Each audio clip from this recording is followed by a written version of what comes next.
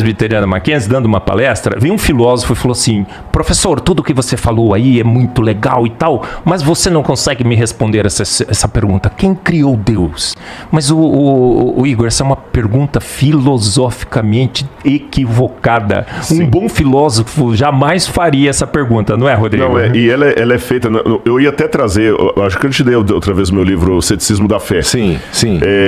Dei pra minha mãe, inclusive. Eu ia trazer outro hoje, mas ficou tudo na Jovem Pan lá, viu, de manhã. Tá, mas eu vou trazer bem. da próxima vez. Aí entra na área da filosofia. Permita-me falar o nome Big Bang aqui para me referir apenas ao start inicial do universo. Claro. Sem entrar nos pressupostos químicos e físicos, que não é minha área. O que havia antes do Big Bang? Ou seja, desse start inicial? O nada. É o nada absoluto.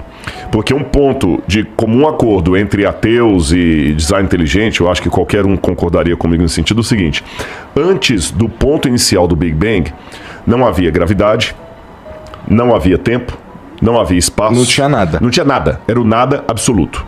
Tá certo? Mas aí vamos partir de uma questão filosófica que é repetida por vários, desde Parmênides na Grécia Antiga, que os latinos traduziram como ex nihilo nihil fit, do nada, nada se faz. Se não havia nada, por que hoje há algo ao invés de nada?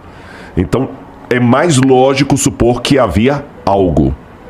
Agora, esse algo que havia, para formar tudo que existe, tem que ser um algo que não está preso ao tempo, porque o tempo veio depois dele. A física quântica está cheia de paradoxos. A física quântica está cheia de paradoxos. O mesmo elemento aparece aqui, aparece lá. Onde é que ele está, afinal de contas? Então Deus não é contraditório, mas ele é paradoxal. E no paradoxo de Deus, tem um vazio humano com forma de Deus muito interessante. Quando eu falo vazio com forma de Deus, Karl Rahner falava disso. Existe uma busca do sagrado. Eu até brinco com alguns amigos ateus que eu tenho muitos amigos ateus, que eu falo o seguinte: olha, a oração que um ateu pode fazer sinceramente é: Senhor, que tu existas. Porque, cara, vamos abrir o jogo aqui, eu não quero pregar pra ninguém não, mas se Deus existir, Igor, é a melhor coisa desse mundo, cara. Eu também acho. Você tá entendendo? Se ele existir como eu tô pensando que é pela Bíblia, porque imagina um dia que não vai ter mais, eu não vou mais ter que conjugar criança e leucemia na mesma frase. Você entendeu? Você sabe que as suas filhas vão viver para sempre. Agora, se esse Deus não existe, vamos botar as cartas na mesa? Por mais que o pessoal tenha, eu estou muito bem resolvido com a minha descrença, eu não tenho medo se Deus não existir.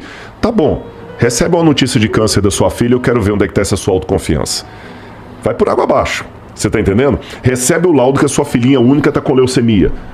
Eu quero ver essa sua confiança. Vamos abrir o jogo. Se Deus não existe, aí eu concordo com Fernando Pessoa. O que é o ser humano? Senão besta fera, cadáver adiado que procria. Então essas filhas lindas que você tem, um dia vai virar pó da terra, vai envelhecer, morrer, ou você vai morrer antes, ou sua esposa antes, alguém vai deixá-las. Sabe, ontem mesmo eu perdi um pastor amigo meu, está sendo velado hoje lá no NASP, enquanto eu não estou aqui. Isso é triste, e tem algo em nós que não quer isso. Se tudo fosse natural, se tudo faz parte da evolução, era para nós já estarmos acostumados com a morte, com o sofrimento, porque não tem Deus, não tem projeto, não tem nada, tudo é bobagem que ele está falando aqui. Vamos acostumar com a morte. Para que você chora? Ah, não, é a lei da sobrevivência. De onde que vem essa lei da sobrevivência? Sabe? Vamos acostumar com a morte, vamos transar e beber, porque vamos morrer mesmo e acabou. É só isso. E acabou. Agora, olha que curioso. Nós, às vezes, queremos muitas certezas. E nós nos portamos como pássaros numa gaiola. O passarinho na gaiola, ele vive no mundo de certezas. Porque na gaiola, ele não precisa caçar a comida dele, porque todo dia o dono coloca o alpiste ali.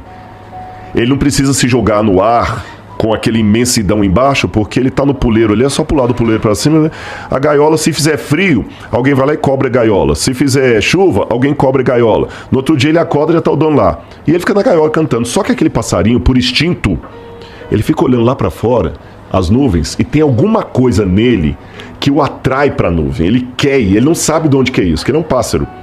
É como as tartaruguinhas do mar, que elas já eclodem lá no Projetar Mais, já vai tudo pra aguinha. Parece que tem algo que fala assim: olha, o seu lugar não é na gaiola. Mas onde é que é meu lugar? Lá no céu. Mas lá eu não vou ter alpiste, eu vou ter que procurar um alpiste, eu não tenho certeza se eu vou ter. Lá eu não vou ter certeza. Lá eu vou ter que ficar na imensidão. Ai, eu não vou ter certeza de nada lá. Bruno, me dá só uma coca. Não vou ter certeza de nada lá. Mas eu queria tanto estar lá. Mas como não tem certeza de nada lá, eu prefiro ficar dentro da gaiola. Obrigado. E ele canta todo dia triste, convencido de que a gaiola é tudo que ele tem, mas o coração dele está pedindo para voar. Nós somos como o pássaro na gaiola, nós somos como as tartaruguinhas do Projeto Tamar. Nós eclodimos do ovo procurando uma praia que muitos ateus insistem que não existe. Nós somos como pássaros cheios de certezas na nossa gaiola científica. Não, aqui eu consigo mensurar, porque que o alpiste, se a quantidade é tal, ele está ali, o alpiste vai chegar todo dia essa hora, mas tem algo em mim que pede: Senhor, pelo amor de Deus, que tu existas, porque eu não quero perder minha filha para o câncer. Isso que você está falando aí tem a ver com o que eu ia te perguntar a seguir, mas ouvindo o que você falou, eu já suponho qual seria a resposta, mas eu vou lá assim mesmo. Vamos lá. Deus criou tudo isso aqui. Ele fez tudo isso aqui. Um troço gigantesco. É o universo que a gente está falando. É um bagulho muito grande. Uhum. Por que ele se importa com o que a gente está fazendo aqui? Por que ele se importa, ou precisar não é a palavra, mas por que ele está prestando atenção se existem pessoas como você na Terra, assim, crentes, claro, e pastores e que pessoas precisam... como nós, porque todo mundo está em busca, mesmo que você não tiver religião, mesmo que você for um agnóstico, você está em busca de alguma coisa. Eu só quero deixar claro que eu acredito em Deus também, mas claro, vamos lá, a maior parte do tempo eu faço advogado do diabo. Tá mas certo. assim, a minha questão é, cara, Deus, ele deve olhar pra nós e tá, cara, isso aqui é uma poeirinha cósmica que eu botei ali, porque, sei lá, igual esses caras tem mais... É possível que haja mais uma porrada pelo universo, que a gente não sabe, mas também ninguém pode dizer que não tem. Claro, com certeza, né? Com certeza. Então por que ele precisa da nossa devoção? Eu vou responder a você com uma outra pergunta. Você tem 2 filhas. Por que você precisa amá-las? No caso do ser humano, assim, eu as amo com certeza. Sim. Não sei explicar por quê. É muito mais forte que eu, e quando elas nasceram, a minha vida foi transformada, tá? E permita-me tirar o romance do transformado. Eu tenho certeza que foi fralda suja de abacate amassado, noite sem dormir. Esquece o amor, vamos falar só do ponto de vista pragmático. Do ponto de vista pragmático, foi um saco. Pragmático. Mas eu acho que tem uma coisa animal aí, Rodrigo, que é assim, ó. Assim, a humanidade se manteve a humanidade porque pais cuidavam dos filhos. E isso talvez seja um instinto do passarinho que quer voar no céu. Bingo, você me deu a resposta. Eu só vou agora mudar uma coisinha aqui pra fechar a resposta que você acabou de me dar. Pode falar o nome dos seus filhos aqui? Claro. Carol e Luísa. Carol e Luísa. Se a Carol falasse assim: papai, por que você me ama? Você não daria essa resposta: porque minha filha é um instinto, os pais cuidam dos filhos. Você não ia dar essa resposta. Essa é a resposta do cientista. Eu não ia saber responder isso pra uma criança de 10 anos, né? Mesmo que ela tiver 18, você vai continuar não sabendo responder. É que aí se eu falar assim, ela... Tá, faz sentido. Mas é frio. Eu concordo que é frio. É mais do que isso. Tem alguma coisa pra você, porque se fosse uma regra que você ama suas filhas porque pais cuidam de filhos na natureza, não tinha tanta mãe que abandona filho na lata de lixo, não tinha... Mas essas são as exceções, Rodrigo. Mas são da natureza. Por que eu digo que o que você faz é natural e o que ela diz é exceção? Tem alguma regra aí que foi estabelecida por alguém. Agora, o fato é que, tirando a resposta fria, o fato é que você tem uma hora que você fala assim: que se lasque a resposta. A questão é que quando você sorriu, me chamou de papai, eu me desmanchei. Isso que você tem, a Bíblia chama de imago Dei, para falar bonito em latim. Imago Dei é a imagem de Deus. Deus, quando nos criou, de acordo com Gênesis, a teologia sistemática, ou dogmática, como diz a Igreja Católica, dogmática não é de dogma naquele sentido pejorativo, não é organização. Os evangélicos chamam de sistemática. Ela tem 2 tipos de atributos de Deus. Os atributos inigualáveis de Deus, que só Ele tem, por exemplo, ser eterno, infinito, sem começo e sem fim, só Deus que tem isso, poder ser adorado, e os atributos comunicáveis de Deus. Aquilo que Deus tem que é tão bom que Ele passa para os seus filhos para eles sentirem também o gostinho, sabe? É como de repente você ir a um restaurante, você vai fazer uma viagem, sua esposa não vai, você come uma comida e fala assim: meu amor, Eu comi uma comida tão boa que eu trouxe... Eu pedi para preparar uma marmitex, que foi tão gostoso que eu não quis comer aquilo sozinho. Então Deus pensou assim, sabe, meus filhos, é tão gostoso criar vocês e amar vocês que eu vou dar para vocês o gostinho do que é ser Deus. Fomos feitos à imagem e semelhança de Deus. Vocês vão sentir pelos filhos o que eu sinto por você. Tanto é que eu não tenho filhos. Mas existe uma autora adventista que você conhece, Ellen White, que ela fala que quando um pai tem um filho, aí que ele pode entender o que é o amor de Deus. Eu não posso, por incrível que pareça, eu tenho doutorado em teologia. Mas nesse quesito aqui, você pode me dar uma aula do amor de Deus maior do que eu poderia te dar. Eu não consigo te explicar. Esse é que é o ponto. Aí, sabe quando você não consegue explicar, sabe o que você ia me falar? Se eu pedir assim, não, mas me explica, coloca no quadro aqui pra mim, o que é... Você fala, Rodrigo, quer na boa? Tenha o seu filho e experimente. Porque alguns sentimentos são tão profundos que a gente não consegue explicar, mas você pode convidar o outro a experimentar. E é isso que eu digo pra você, pra galera que tá com a gente. Aí vocês vão até entender por que às vezes alguns crentes são tão chatos. Aquela hora eu falei do crente chato, mas deixa eu defender um pouquinho o crente chato. Vai. Eu tava falando um crente chato, cara? Dependendo do perfil, sou. Sabe por quê? Toda vez que eu venho aqui, eu só falo de Deus. E o Marcos? O Marcos é chato? Pô, mas você é um pastor, eu espero que você fale de Deus.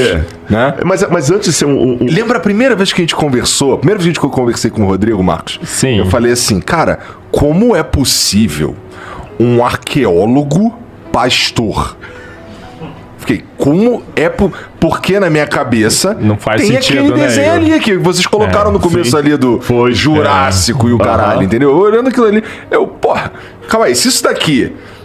Se a arqueologia talvez acredita nisso aqui, como é que tu é pastor e arqueólogo ao mesmo tempo? A maioria dos defensores do design inteligente, biólogos e químicos. Biologia deveria tem um dogma sagrado na da biologia que diz assim, nada faz sentido na biologia senão a luz de Darwin. E nós temos um monte de biólogos que são defensores do design inteligente. Deixa eu só pegar um insight dele, não cortando você, mas tem uma coisa bonita que eu quero ter ensinado esse dia, que eu já falei com você no privado. O Flow, aquele dia, salvou uma pessoa. Eu não sei se a galera sabe, mas teve um determinado momento aqui que eu senti que não estava na pauta. Pela primeira vez eu falei da minha experiência com a depressão que aconteceu. E eu olhei pra câmera, era um pouquinho diferente o design. Era outra sala. Era. O design é diferente aqui. E eu falei assim... Meu design é inteligente, tô brincando. Vai. De repente Deus pode estar nesse momento falando com alguém aí do outro lado. E eu tinha o print, eu quero achar que eu vou mandar pra você.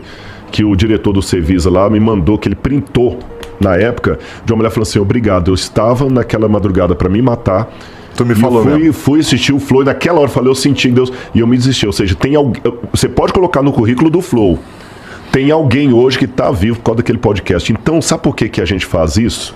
É porque a Bíblia, ou ela é absoluta, ou ela é obsoleta. Se tudo que o Marcos e eu estamos falando, agora eu vou dar um argumento a favor dos ateus militantes. Olha bem. Se o que a gente está falando é mentira, tem que ser combatido. Agora eu estou dando um argumento a favor deles. Porque é a maior mentira de todos os tempos. Você está entendendo? Se Deus não existe, se é tudo... tem que ser combatido. Por outro lado, se ele existe, é a maior verdade de todos os tempos. Então o meu papel, Igor, e eu agradeço porque Deus está me ajudando a furar a bolha, havendo programas como esse aqui, que você me permite falar com a galera, e eu nunca fui censurado aqui, nem tosado, quero dar esse testemunho. Não há edição, você faz perguntas inteligentes, não estou te puxando saco, não, que você não precisa disso. Mas você consegue conversar com Lula e Bolsonaro, você consegue conversar, você fica neutro. É como você falou numa das vezes assim, eu tenho até a minha posição, mas às vezes eu faço uma pergunta até contrária à minha posição, e eu acho isso muito legal. Agora, por que eu falo? Sabe por quê? Porque podem ter pessoas precisando ser transformadas, porque se Deus existe, essa é a maior verdade de todos os tempos. Ai de mim se eu não pregar esse evangelho. Eu não posso ser chato, eu não posso enfiar a goela abaixo, eu não posso rotular as pessoas, mas eu preciso falar. É como aquela garotinha do tsunami. Vocês conhecem aquela menina que salvou várias pessoas na praia porque ela escutou a aula da professora de biologia? O que acontecia na praia quando o tsunami estava vindo? Quando a maré recuou, ela lembrou da hora e começou a gritar, desesperada. Algumas pessoas ouviram, outras não, e outras pensaram que ela estava ficando maluca. Mas ela fez um trabalho humanista no mais alto grau da palavra, porque ela alertou as pessoas de algo que ela sabia, mesmo correndo o risco de parecer louca. Então, Deus mudou tanto a minha vida, e pode mudar a vida de todas as pessoas de uma maneira tão linda, tão melhor, e aí eu aprendo que tudo de ruim deste mundo vai passar, e as coisas boas são apenas degustação de um jantar maior que vai ser servido. Por que Deus resolveu nos amar? Eu não tenho a resposta para te dar, mas já que eu não tenho a resposta, eu faço como suas filhas fazem, como você as ama. Eu simplesmente curto